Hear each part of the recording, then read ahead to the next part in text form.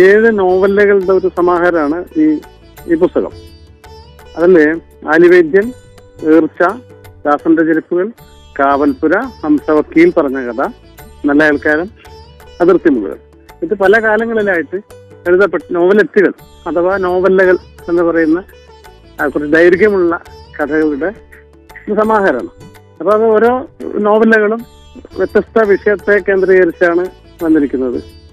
ഇപ്പം ആദ്യത്തെ നോവൽ ആയിട്ടുള്ള ആലിവൈദ്യൻ ഇപ്പം നിലവിലുള്ള ഇതൊക്കെ മരുന്ന് വ്യവസായം എന്ന് പറഞ്ഞ സംഗതിയെ കളിയാക്കിക്കൊണ്ടുള്ള ഒരു സാധനമാണ്. അതായത് ഒരാൾ ഒരു പൊടി കണ്ടുപിടിക്കുന്നു, ആ പൊടി സർവ്വ രോഗസംഹാരിയായ പൊടിയാണ്. അങ്ങനെ അതിന്റെ ഫലമായിട്ട് കേരളത്തിലെ മരുന്ന് വ്യവസായം കംപ്ലീറ്റ് തകർന്നു പോകുന്ന ഒരു ഫാന്റസി സ്വഭാവമുള്ള ദീർഘമായ കഥയാണ് ആലിവൈദ്യന്റെ വിഷയം. പിന്നെ ഈർച്ച എന്ന് പറയുന്നത് കുറെ കൂടി പണ്ട് ഞാൻ എഴുതിയ ഒരു നോവലെറ്റാണ്. ആ മരമില്ലിന്റെ പശ്ചാത്തലത്തിലുള്ള ഒരു കഥയാണത്.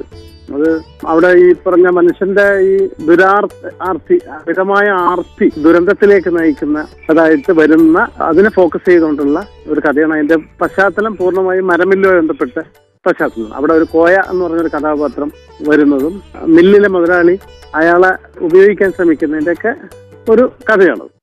മൂന്നാമത്തെ എന്ന് പറയുന്നത് ദാസന്റെ ചെരുപ്പുകൾ. ഈ പറഞ്ഞ പോലെ പഴയ കാലത്ത് എനിക്ക് തോന്നുന്നത് ഒരു 91 എഴുതിയ ലഘു നോവലാണ്. അത് ദാസൻ എന്ന് പറഞ്ഞ ഒരു സാധാരണ ജോലിക്കാരൻ, അയാളുടെ ക്ലേശങ്ങളുടെ കഥ. അയാൾക്കൊരു ചെരുപ്പ് വാങ്ങിക്കാൻ വേണ്ടി പറ്റുന്നില്ല. അയാൾ ആ ചെരുപ്പ് വാങ്ങിക്കാൻ ഉള്ള ചെരുപ്പ് ഇങ്ങനെ തുന്നിയിട്ടും ആണിയടിച്ചും ഒക്കെ മുന്നോട്ട് പോകുന്ന ചെരുപ്പ് എന്ന് പറഞ്ഞ സംഗതി അയാളെ ജീവിതത്തിൽ എപ്പോഴും തന്നെ ഒരു ചെരുപ്പിനെ മറികടക്കാൻ പറ്റുന്നില്ല. എപ്പോഴും മോശമായ ചെരുപ്പുകൾ അല്ലെങ്കിൽ പിന്നെ ഒരു പുതിയ ചെരുപ്പ് വാങ്ങിക്കാൻ അയാൾക്ക് പറ്റാതെ പോകുന്നതിന്റെ ഒരു സങ്കടത്തിന്റെ കഥയാണ്. കുറച്ചുകൂടി ദീർഘമായ അയാളുടെ കുടുംബ ജീവിതത്തെയും ഒക്കെ ബന്ധിപ്പിച്ചുകൊണ്ട് അയാളുടെ പിന്നെ വ്യക്തി എന്നുള്ള രീതിയിൽ അയാളെ ഉപയോഗിക്കുന്ന ഏകാന്തത, ഇങ്ങനെ പലതും ചേർന്നുകൊണ്ടുള്ള ഒരു വിഷയമാണ് ദാസന്റെ ചെരുപ്പുകൾ വരുന്നത്. കാവൽപ്പുരയിലാണെങ്കിൽ ഇതൊന്നും അല്ലാത്ത ഒരു പ്രണയത്തിന്റെ കഥയാണ്. ഒരു ചെറുപ്പക്കാരൻ സ്വപ്നം കാണുന്നു. അയാൾ മില്ലിലൊക്കെ വാച്ച്മാനായിട്ടൊക്കെ ജോലി ചെയ്യുന്ന ഒരാളാണ്. അതിന്റെ ഏകാന്തതയിൽ അയാൾക്ക് തോന്നുന്ന ഫാന്റസിയാണ് ഈ ബ്രഹ്മകൽപ്പനകളാണ് നോവലുടെ ഒരു വിഷയം എന്ന് പറയുന്നത്. ഒരു ദിവസം അയാൾ സ്വപ്നം കാണുന്നു വെച്ചാല് ഒരു വിലാസം അയാൾക്ക് കിട്ടുന്നതായിട്ട്. അപ്പൊ ആ വിലാസം അയാളുടെ ജീവിതത്തിൽ ഇതുവരെയും അറിയാത്തൊരു വിലാസം. പക്ഷെ അയാളുടെ ഒരു കൗതുകം കൊണ്ട് ആ വിലാസം ഓർത്തിട്ട് അയാൾ ഉണർന്ന സമയത്ത് ആ സ്വപ്നത്തിൽ കണ്ട വിലാസത്തെ കേന്ദ്രീകരിച്ചിട്ട് അല്ലെങ്കിൽ അത് പകർത്തിയിട്ട് കത്ത് എഴുതിയാണ്. ഇങ്ങനെ ഒരാളുണ്ടോ എന്നറിയില്ല, സ്വപ്നം കണ്ടതാണ് എന്ന്. പക്ഷെ അവിടെ നിന്ന് ഒരു മറുപടി വരികയാണ്.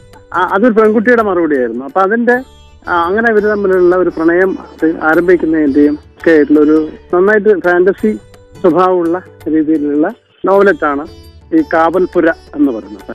എന്നാൽ ഹംസവക്കീൽ പറഞ്ഞ കഥ തീർത്തും ഒരു ഹ്യൂമറസ് ആയിട്ട് അതായത് പൊതുവെ തന്നെ ആളുകൾക്ക് ഈ മുടി കൊഴിയുക, കഷണ്ടിയാവുക എന്നൊക്കെ പറയുന്നത് വലിയ ചെറുപ്പക്കാർക്കിടയിൽ വലിയ പ്രശ്നമാണ്. ഇപ്പൊ ഗൾഫിലൊക്കെ പറയാനുമില്ല, പെട്ടെന്ന് മുടി കൊഴിഞ്ഞു പോകുന്ന അത് വെള്ളത്തിന്റെ ഉപയോഗം കൊണ്ടൊക്കെ.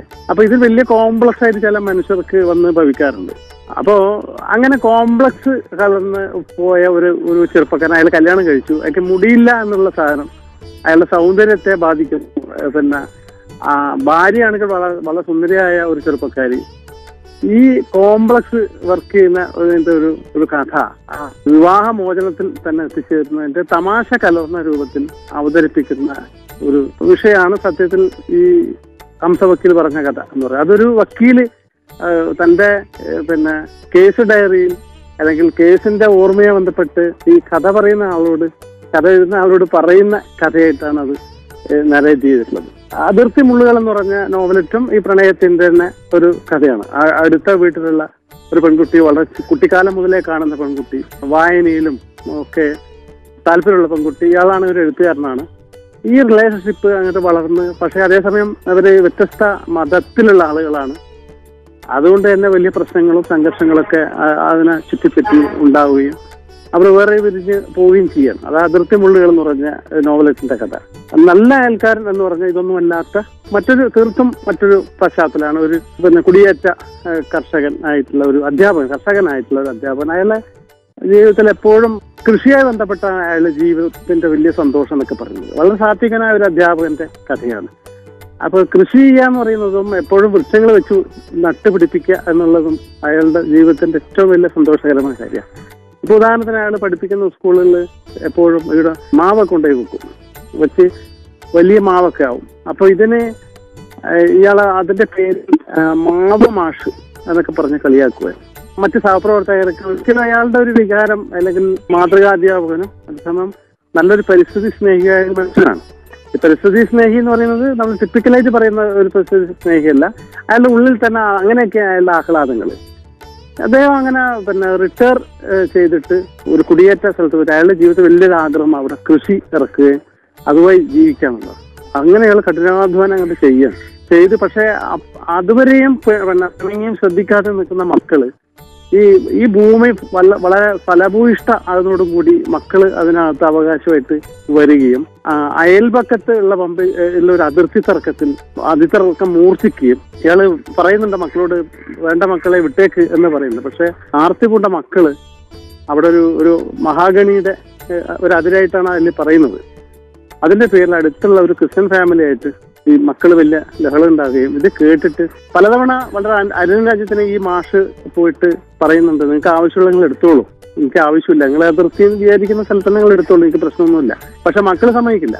അപ്പൊ ഒരു ദിവസം വലിയ വഴക്കും മക്കാണൊക്കെ ആയിട്ട് ശബ്ദം കേട്ടിട്ട് ഇയാൾ പോയി സമയത്ത് അവിടെ വലിയ അടിപിടി നടക്കും. അപ്പുറത്തെ ആൾ കത്തി ആയിട്ട് വന്നിട്ട് കുത്താനോ പിടിക്കാൻ വേണ്ടി പോയ ഈ മാഷ് കുത്തേറ്റ് മരിക്കുക.